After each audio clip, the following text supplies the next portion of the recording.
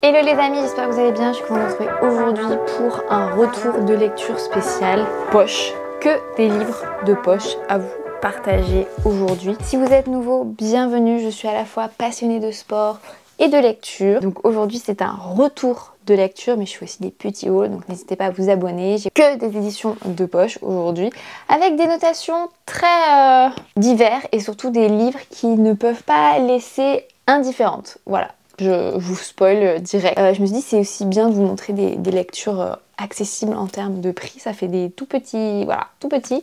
Et il y a vraiment des longueurs tout à fait différentes. Voilà, on va commencer de suite par premier livre. C'est un livre que mon copain a choisi. Des fois on va ensemble à la librairie et pendant que je mets 3 plombes en fait à choisir mon livre, lui aussi est là et regarde un peu des autres livres et il a vu la couverture, il a lu le résumé, il m'a dit je suis sûre que ça va te plaire. Donc je vais vous lire le résumé d'abord. Odile l'été. Odile et moi, petite fille, courons dans le maquis qui entoure sa maison. Elle habite à l'époque dans cette même grande villa à Cavalère. Nous y disparaissons des heures à la recherche d'un semblant de grotte planquée derrière un buisson de lentisque, une lampe torche à la main. Et c'est là pour la première fois que nous inventons ce jeu qui nous tiendra en haleine jusqu'à la fin de notre adolescence, le petit copain et la petite copine. La romancière Emma Baker nous livre un récit initiatique aussi immoral qu'électrisant sur le thème du rapport de force et de la domination. Emma Baker est née en 1988 dans les Hauts-de-Seine et a vécu à Berlin. Juste pour info, je vous donne les avis. Sur le livre, vous avez plein en fait de petits avis de journalistes, voilà, donc aussi sensuel que cérébral, empreint de cyprine et de tendresse. Raphaël Léris, Le Monde des livres. Emma Baker évoque l'intimité et le sexe avec autant de noblesse que de cruauté. Marianne. Un brillant ouvrage et des incorruptibles, drôle et libre, très solaire. Le terme solaire est assez... Alors moi, je vais essayer de vous donner des termes aussi pour noter le livre. Ça serait glauque, malaisant, lubrique et... Ouais, glauque, c'est vraiment le terme qui revient le plus. Ça m'a fait beaucoup penser au livre Sans coup de brosse avant d'aller se coucher. En fait, j'ai eu l'impression de lire les fantasmes d'un homme de 50 ans sur des adolescentes de 16 ans, tellement c'était... What the fuck? Alors, nous avons à peu près 200 pages... de sexe, voilà, c'est ça. Et surtout d'analyse psychologique de comptoir entre Odile et l'autre petite fille qui était donc sa voisine. Attendez, j'ai même oublié son prénom. Puisque au final, à travers son amie d'enfance, on a surtout toute la vie sexuelle de Odile. Entre sa première fois, au tout début j'ai lu, je fais mais attends mais ça va pas être comme ça pendant tout le livre. Et en fait ça ne fait que s'enchaîner. Après, en fait, on pourrait y trouver des choses intéressantes, genre le développement du plaisir chez l'adolescente, l'amour un peu lesbien, puisque c'est d'abord effectivement entre deux meilleures amies de vacances plutôt, qui se retrouvent aussi au final dans le même lycée pendant l'année. Mais globalement, tout le livre a été malaisant au possible. Et quand je dis glauque, lugubre, c'est vraiment... En fait, tu dis, mais là ils sont où les parents? Il y a personne qui... À un moment donné, Odile, elle est à la limite de la prostitution. Il y a des parties à plusieurs avec des hommes plus âgés. Il y a une sorte de jalousie entre Odile et son amie d'enfance. Ensuite, elles se retrouvent à l'âge adulte parce que elles se sont perdues de vue et au final, elles rediscutent, mais on ne sait pas vraiment si la discussion qu'elles ont, c'est pour repasser toute la vie sexuelle d'Odile ou si c'est juste son amie qui sait tout ça et qui nous raconte ça. Après, ce qu'on peut reconnaître à l'autrice, puisque c'est quand même une femme qui écrit ça, c'est sa capacité à quand même à faire des très belles descriptions de ces scènes de sexe, mais quoi qu'il arrive, qui sont glauques au possible. Enfin, genre, elle va dans des clubs échangistes à 18-19 ans. Je veux dire, est-ce que tu passes par là pour découvrir ta sexualité? Je ne sais pas, en fait. Et surtout quand je lis que à aucun moment donné, j'ai trouvé de la sensualité ou de la tendresse. La seule fois où il y a... Parce que même dans la relation de Odile, et donc il faut que je trouve son prénom, c'est pas possible, où elle le donne peut-être jamais en fait. En fait, il y a vraiment des trucs, tu te dis, mais attends, mais c'est quoi ce truc? Et en plus, quand il parle de sensualité, enfin, il y a quand même, c'est pas super essentiel. Après, ce que j'ai aimé, c'est qu'il n'y ait pas des, vous savez, des expressions au lieu de dire le terme, le sexe, quoi. Mais en fait, il y a même des expressions, tu te dis, mais c'est malaisant, quoi.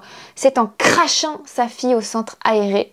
Ok, donc ok, on crache sa fille, on a bien compris le jeu de mots. En fait, bref.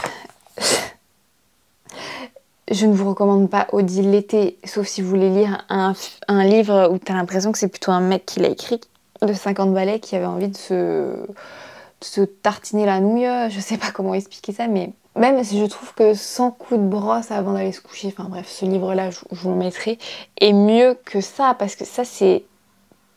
En fait, je vois même pas l'intérêt de ce livre, parce que il est pas sensuel, cérébral, j'ai même pas vu le cérébral. Et surtout drôle, libre, très solaire. Oh, je vois pas de ce qu'il y a de solaire. Moi, je l'ai trouvé tellement lugubre. J'ai trouvé ça, mais scabreux. Voilà, c'est ça, c'est scabreux au possible. Et pourtant, ça me dérange pas de lire des fois des livres un peu chargés sur le coquillard, sur la lune, tout ce que vous voulez. Mais là, limite à la fin, on était même plus surpris des lubies d'Odile, voilà, et tout ça en traumatisant son amie d'enfance, bien sûr, qui est, je pense, lesbienne, mais qui ne l'avoue pas au fil de ses amours à elle, mais c'est plutôt une sorte de relation toxique entre amis qui dérape. En fait, je ne sais même pas quoi vous dire. Des fois, il faudrait lire pour faire son propre avis, mais je saurais même pas quelle note vous mettre parce qu'au final il est très bien écrit, effectivement. C'est plutôt 3 sur 5. Voilà. Mais au moins, ce qui est bien sur cet ouvrage, c'est que vous ne pouvez pas rester indifférente. Voilà. On passe à un autre livre, cette fois c'est Le syndrome du spaghetti, Marie Vareille. Je sais plus, c'est quelqu'un qui me l'a recommandé sur le book club, mais je sais plus exactement qui. Je vais vous lire le résumé. Le syndrome du spaghetti. La vie, c'est ce qui t'arrive pendant que tu es occupé à faire d'autres plans. John Lennon. Léa a un talent immense et un rêve à réaliser. Elle avance avec confiance vers un avenir radieux dont elle a planifié les moindres détails. Dans la cité voisine, Anthony, obligé de faire face à ses difficultés quotidiennes et au garde à vue de son frère, ne rêve plus depuis longtemps. Ils n'ont rien en commun et pourtant, lorsque la vie de Léa s'écroule, Anthony est le seul à pouvoir l'aider. Leur destinée s'en trouve à jamais bouleversée. Je trouve honnêtement que le résumé est nul à chier par rapport au livre, qui est pour moi un 4,5 étoiles sur 5 que j'ai dévoré littéralement. En fait, on suit effectivement Léa qui est basketteuse et qui fait du basket à haut niveau et qui rêve en fait d'intégrer l'INSEP. Donc ça, clairement, si vous êtes un peu dans le monde du sport, ça vous parle tout de suite. Vous voyez à quel point son père est investi dans cette relation, dans ce souhait qu'elle a de réaliser ce rêve, mais en fait, c'est un peu leur rêve à eux. Et effectivement, il va se passer un événement qui va tout bouleverser. Mais c'est pas un événement, c'est même plusieurs événements. Et notamment ce fameux petit syndrome du spaghetti. D'ailleurs, je trouve le titre nul aussi. En fait, c'est dommage parce que ça sort d'une anecdote avec sa grand-mère qui est assez mignonne, mais qui met pas non plus trop en avant finalement le sujet de ce livre qui est au sujet d'une maladie génétique. On peut parler de ça, d'une maladie génétique qui va bouleverser son avenir et surtout bouleverser même son quotidien. Donc il y a ça, il y a un autre événement, j'essaie de pas trop vous spoiler, et il faut aussi dire que quand même Léa vit dans un quartier très préservé, privilégié, et que Anthony, lui, pas du tout, mais qu'ils vont quand même se retrouver autour de la passion du basket. Et vraiment ce livre, alors même si c'est un amour adolescent, même si c'est du point de vue d'une adolescente, je ne l'ai pas trouvé agaçant parce que des fois on se retrouve à lire des trucs avec des enfants, des ados et leur comportement il est super agaçant, super immature, et là même si elle a des comportements un peu, voilà, je trouve que l'autrice a très bien su transmettre ses émotions sans en faire trop, sans que ça devienne la caricature de l'adolescence, et j'ai été super touchée. Je crois que j'ai même un peu pleuré à la fin, mais c'est vraiment trop émouvant. Du début jusqu'à la fin, vous pouvez pas lâcher le livre, il y a plein de petits rebondissements et il fait pile la bonne longueur pour pas qu'on se lasse, c'est-à-dire un peu moins de 300 pages, et donc en plus il existe en poche, donc autant vous dire que cet été, si vous cherchez un petit roman à lire très touchant, avec un peu de sport, avec une romance, avec des problèmes d'adultes, mais un peu des problèmes aussi d'adolescents qui me font revivre un peu comment on vivait les émotions à 1000% quand on était ado. Mais je vous conseille vraiment, mais vraiment ce livre parce qu'il est... Voilà, il y a tout dedans, franchement. Et je n'avais jamais lu de livre de Marie Vareille, mais je crois qu'on me l'avait déjà conseillé à plusieurs reprises, donc il faudra que je le fasse. Par contre, c'est pas possible je trouve que c'est pas possible d'avoir encore des couvertures comme ça. Hein. Regardez, Odile l'été, il y a un truc, c'est hyper scabreux au possible, hyper sombre. On se retrouve avec un truc trop mignon. Je pense qu'avec un petit cocktail, ça n'a rien à voir. On devrait plutôt avoir, je sais pas, des trucs noirs en mode backroom et tout. Et elle a cette photo. Moi, je valide pas l'édition. Mais vraiment, c'est un vrai coup de cœur. Et ça sera d'ailleurs le coup de cœur de cette vidéo qui finalement va être assez courte aujourd'hui. Parce que c'est peut-être parce que c'est de poche que j'essaie de résumer. Mais franchement, moi, j'ai été... Ouais, gros coup de cœur. Je dirais pas que c'est un 5 sur 5. En fait, je sais même plus comment j'arrive à noter mes livres et à leur mettre 5 sur 5. Mais... allez-y, celui-ci vous pouvez foncer, il est vraiment super. Sport, amour, famille, il y a plein de choses à apprendre là-dedans, dans ce livre. On passe à la suite. Hein. Alors, on passe à Crush, inédit. Attendez, où est-ce qu'il est? Voilà, il est là, Phénomène TikTok. Pareil, il me semble que je l'ai acheté dans ma folie des poches. Je vais vous lire d'abord le résumé. À un clic de trouver l'âme sœur. Tara croit au coup de foudre, Colin croit au coup de gueule. Il a suffi d'un regard à ces deux-là pour savoir qu'ils étaient faits l'un pour l'autre. Mais 18 ans plus tard, et après plusieurs fives ratées, leur mariage commence à se fissurer. L'étincelle des premiers jours semble définitivement éteinte. Pour se prouver qu'ils sont encore sexy et que leurs meilleurs jours ne sont pas derrière eux, ils téléchargent chacun de leur côté l'appli de rencontre pour personnes adultères Crush. Lorsqu'ils matchent enfin avec un profil 100% compatible, ils sont loin de se douter que le destin est en train de se jouer d'eux. Bon, autant vous dire que ce livre, c'est un 2 étoiles sur 5. C'est une catastrophe. Et je l'ai fini. Hein. Je l'ai fini quand même. Il était assez long, hein. Plus de 400 pages. À un moment donné, je lisais en travers. Il est déjà très mal écrit, peut-être très mal traduit, je ne sais pas. Le truc, vous le voyez arriver gros comme un camion, il n'y a même aucun mystère. Et surtout, j'ai trouvé que les personnages étaient des caricatures. Mais quand je vous dis des caricatures, pour moi, c'était des caricatures. Tara, la girl boss, mais qui est super belle, mais qui se cache avec des tenues moches, des colorations moches. Et puis qu'à la fin, elle met des super tenues et qui change de coiffure. Colin, qui c'est un peu le rebelle avec sa moto, mais qui est plus du tout rebelle, qui s'est un peu empâté et tout, et qui devient de nouveau rebelle à la fin.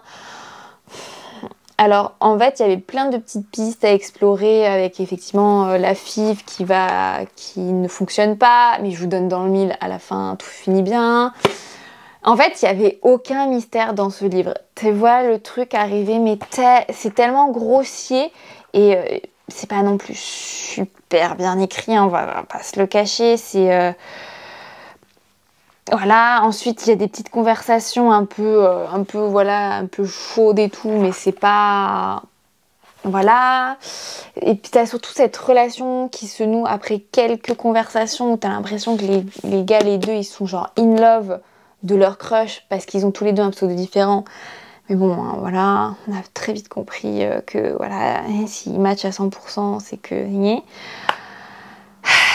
ah oui, et ce qui m'agace de plus en plus en tant que créatrice de contenu, c'est que nous avons une influenceuse là-dedans. En fait, les influenceuses dans les bouquins récents, c'est tout le temps des vilaines. C'est tout le temps la vilaine, la peste, la voisine pas sympa, machin. Et je vous donne dans le mille, c'est une peste. Franchement, 2 étoiles, c'est le maximum que je peux donner parce qu'il n'y a rien. C'est hyper superficiel. Même les caractères des personnages sont superficiels. Les meilleurs amis... c'est des obsédés sexuels qui sont vachement plus épanouis dans leur vie, qui sont vachement plus à l'aise dans leur corps. Et Colin et Tara, ce sont les deux coincés du cul, en fait. Enfin, c'est... en fait, franchement, ça faisait longtemps que j'avais pas lu un livre où je me dis, mais attends, mais c'est pas possible, j'ai l'impression de retourner dans les années 2000 avec des personnages vraiment clichés, quoi. Donc pour moi, c'est vraiment pas nominé au TikTok Book Award auteur de l'année, mais pour moi, l'auteur, il est... Alors peut-être que ça a été mal traduit, ça je sais pas, je peux même pas envoyer le boulet de canon sur la traduction parce que il c'est pas que ça quoi. Pour moi c'est vraiment aussi tout ce qui est c'est tellement grossier les ficelles qui sont tirées que j'ai pas accroché quoi. Dès le début je me dis déjà dès le début j'ai pas aimé Tara. Puis ensuite j'ai pas aimé Colline et ensuite le truc il était tellement gros que tu dis bon ok. Je ne sais même pas comment j'ai réussi à le finir. Je pense que je voulais savoir si ça se finit bien et de toute manière je savais que ça allait bien se finir mais puis en plus il y a des jeux de mots pourris. Enfin j'ai pas accroché. À côté de ça c'est super poétique. Ça c'est glauque. Donc qu'est-ce qu'il y a à retenir de notre édition du jour? Si la curiosité, voilà, si vous avez un manque de libido, lisez ce livre très imagé, sans images. Non, ne dépensez pas 9,95 €, c'est un truc de poche, c'est cher. Allez-y pour celui-ci, ça sera le conseil de cette édition. Les amis, si vous avez des ratés récents, partagez-les en commentaire. Parce qu'on partage souvent nos coups de cœur, nos lectures, mais on partage moins les ratés qui nous éviteraient d'acheter ça. Mais bon, au moins, j'ai fait mon petit retour sur ce livre. J'avais un peu peur parce que je me dis, mon Dieu, mais qu'est-ce que tu vas dire sur ces deux-là? Pas grand-chose. Celui-ci, par contre, foncez, les doigts dans le nez. Les yeux fermés, j'allais dire les yeux bandés, mais tous les mots maintenant, tous les mots chelous maintenant que je peux employer, ça me fait rappeler à ce livre-là qui est... Voilà les amis, j'espère que cette édition très bizarre vous aura plu. Pensez à me partager quand même en commentaire vos coups de cœur, parce que bon, on peut aussi mettre les livres qu'on aime moins, mais voilà. Et j'ai déjà commencé d'autres livres, donc au final ça va pas mal de nouveau s'enchaîner les vidéos. Laissez un petit like, pensez à vous abonner. Je vous retrouve pour la prochaine édition les amis. Bye bye.